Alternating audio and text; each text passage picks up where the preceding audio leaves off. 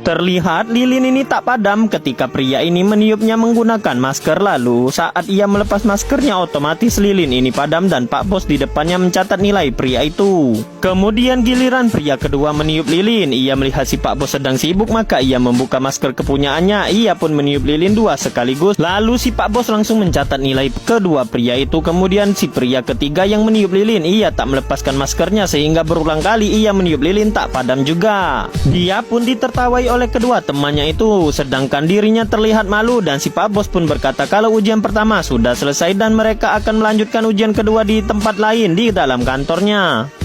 Lalu sampailah mereka di dalam kantor. Masing-masing dari mereka mendapatkan kotak bungkus plastik yang berada di depan mereka. Lalu mereka pun dipersilakan si bos untuk membuka plastik itu. Namun pria kedua memaksa untuk menukar plastik kepunyaannya dengan pria ketiga. Pria ketiga pun menurut saja. Kemudian pria pertama pun membuka kantong kepunyaannya. Di sana terdapat beberapa lembar uang. Ia bertanya apakah uang itu kepunyaannya, dan si Pak Bos pun berkata iya. Lalu pria kedua membuka kantong kepunyaannya. Ia mendapat jam tangan mahal dan langsung saja ia mengenakan jam itu tanpa bertanya lagi kepada si Pak Bos.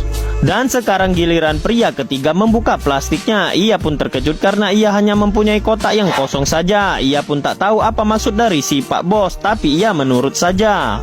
Kemudian tes ketiga pun dimulai. Pak Bos berkata kalau ia mempunyai kunci di tangannya dan barang siapa yang bisa membuka toko terlebih dahulu serta menemukan benda berharga yang disembunyikannya, maka ia akan mendapat pekerjaan serta mendapatkan uang yang banyak dan bisa dipastikan lulus dalam ujian ini. Kemudian berebutlah ketiga orang itu mendapatkan kunci dan akhirnya kunci didapatkan kedua orang yang nampak kompak itu. Mereka pun langsung berlarian menuju toko yang dimaksud oleh si bos, serta dengan cepat berusaha membuka pintu itu. Kemudian setelah mereka berada di dalam, mereka pun menemukan secari kertas yang bertulis kalau kalian tidak lulus dalam ujian. Sehingga terkejutlah mereka. Tak lama datang si bos menjelaskan kalau mereka tak diterima dalam pekerjaan ini karena mereka berdua menghalalkan segala cara agar bisa lulus ujian. Dan bisa dipastikan kalau kalian ini akan menjadi pembangkang dan tidak jujur dalam bekerja.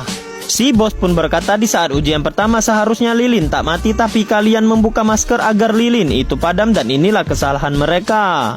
Di saat ujian kedua ada yang menukar kotak karena takut rugi dan ini membuat nilai mereka sudah berkurang. Dan sekarang kalian sudah tahu siapa yang akan diterima dalam ujian ini serta kalian dipersilakan pergi karena sudah tak diterima.